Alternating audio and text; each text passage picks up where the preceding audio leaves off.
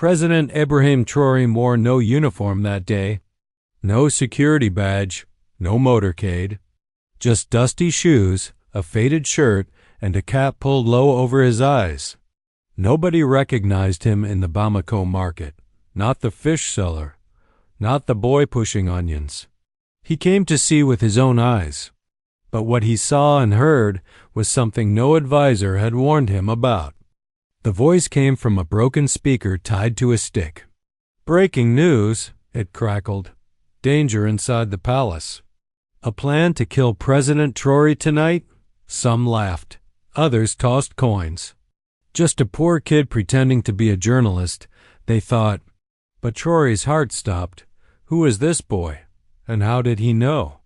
He approached the boy slowly, not as a president, just a man. "Where did you hear that?" he asked. The boy squinted, unsure. "I heard it on my shortwave radio last night. Men talking in code." He held up an old tape recorder. "I recorded it." "You want to hear?" Traoré nodded. The boy pressed play. Then the words came terrifying and familiar. "They'll take him at the council meeting. The guards are with us. He won't see morning." Traoré froze. He knew that voice. A man from his own cabinet. Someone who smiled across the table just yesterday. He turned to the boy. "What's your name?" "Ismail," the boy replied. "Come with me," Traoré said. "You just saved a nation. Not all heroes wear medals. Sometimes they hold broken radios and sleep in bus stations. If you believe in courage, not the loud kind, but the kind that speaks when no one listens, leave a comment. Your words can amplify theirs. This story isn't over, and voices like Ismail's deserve to be heard." The black SUV sped through back roads. No sirens, no escorts. Just the president, a blindfolded boy, and two men with eyes like razors. Inside, Ismail gripped his recorder like it was gold. "This is real?" he whispered. Traoré nodded. "You're sitting next to the man they want dead."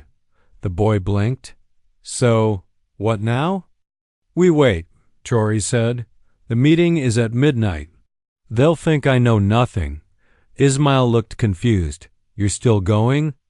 "I have to," the president replied. "If I vanish, they'll strike another way." He leaned forward. "You're the reason I'm alive. You want to help me stop them?" Ismail nodded, terrified, but ready. At the palace, Traoré called his most trusted man, Commander Sekou. The recording played again. 3 voices, one unknown. One from the Minister of Defense, one from Internal Security. "Keep them close," Traoré said, "but don't alert them. Let them come tonight. Let them try." 10:45 p.m. Lights on, tea poured, chairs arranged. 12 ministers entered, smiling, shaking hands, betraying nothing. Traoré walked in slowly. They all stood. "President," they said.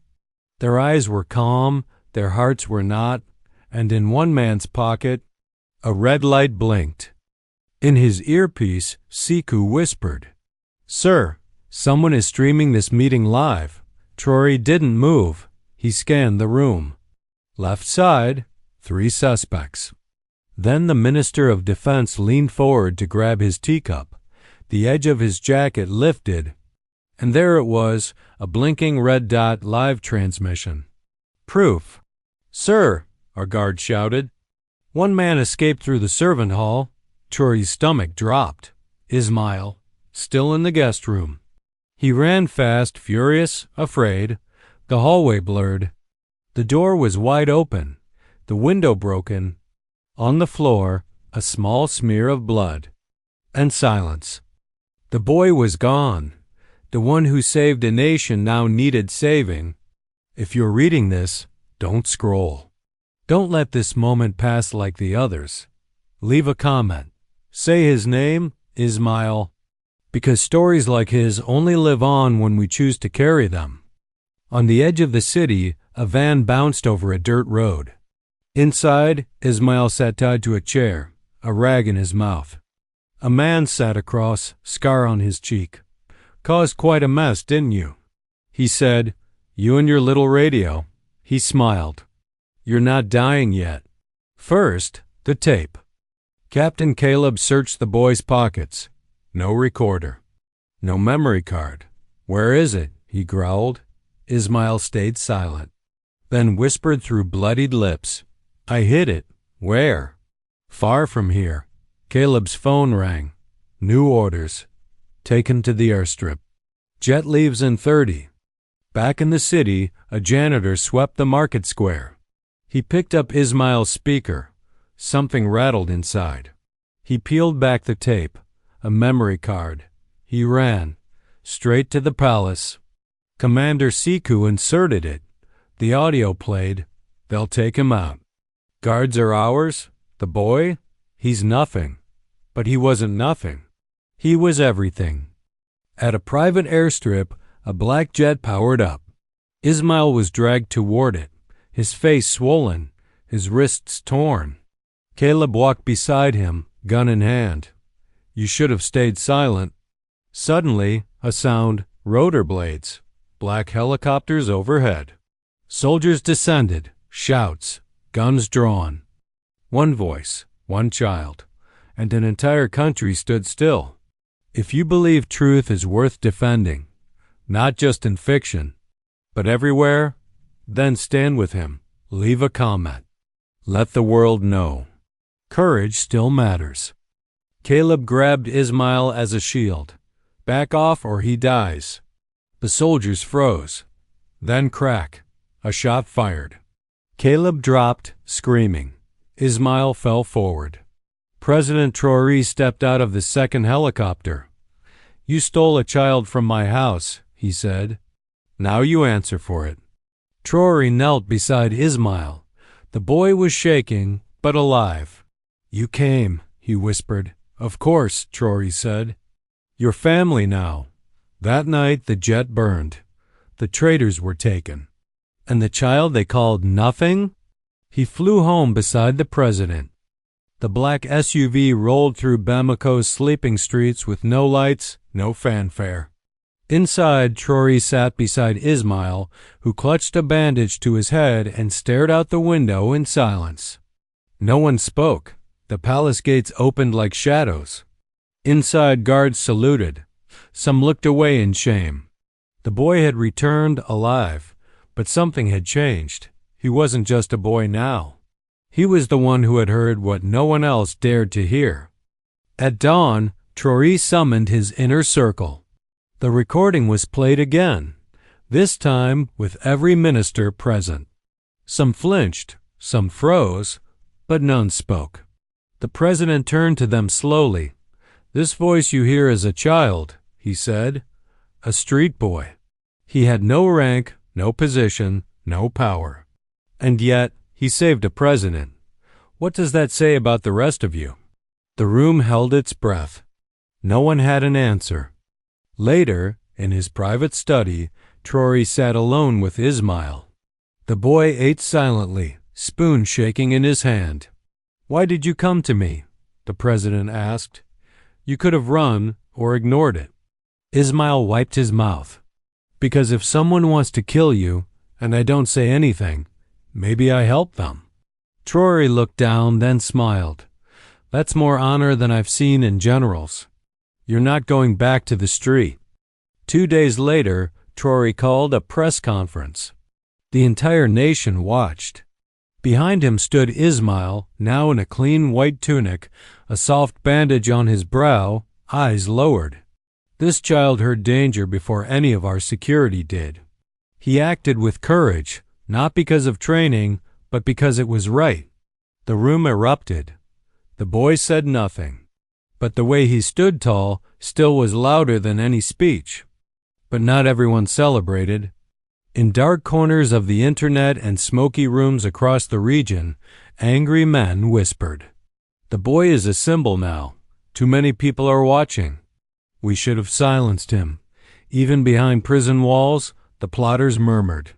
Next time, we cut deeper. But they were too late.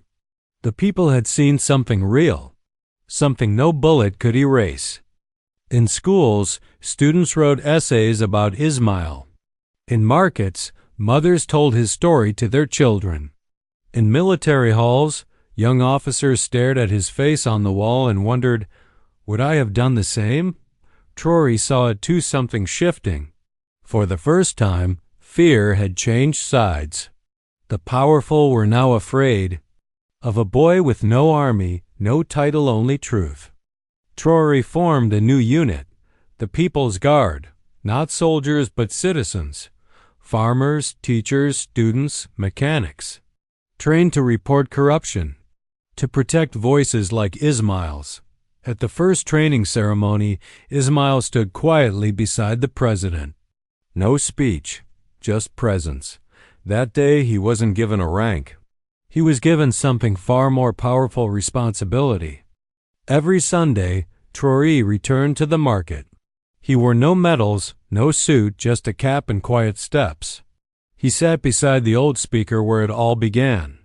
Ismail would sit next to him, legs swinging, tuning the radio like it was sacred. Still works? Trory once asked. Ismail nodded. It always works.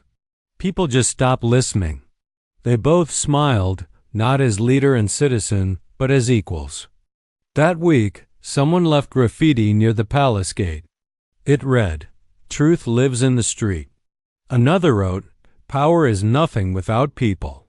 But the one that stayed the longest, etched into the cement outside the market, was just 3 words. He listened first. No one took credit. No one needed to.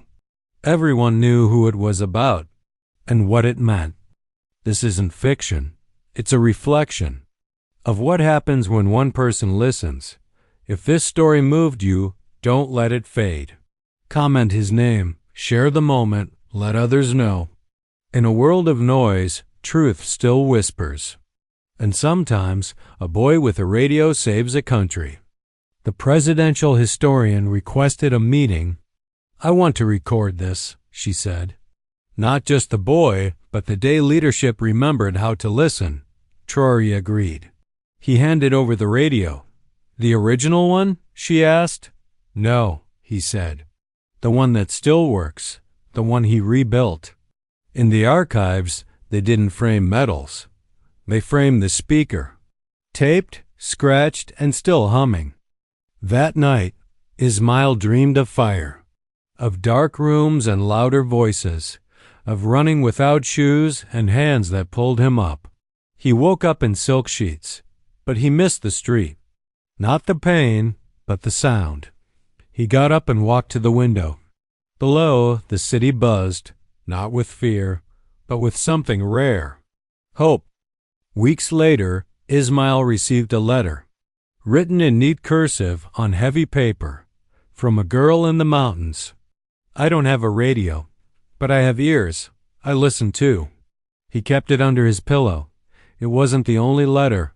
Thousands came, from villages, schools, prisons, not thanking him, but telling him they'd start listening too.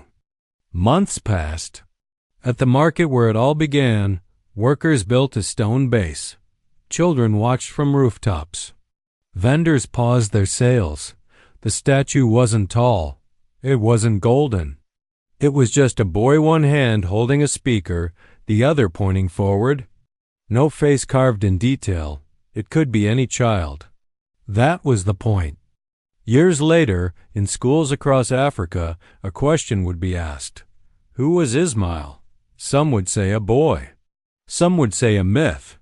But the best answer would come from an old janitor who once swept the market floor. He'd say, he was the kid who heard something no one else did and decided it mattered. And in every classroom, the teacher would pause, then play a crackling recording.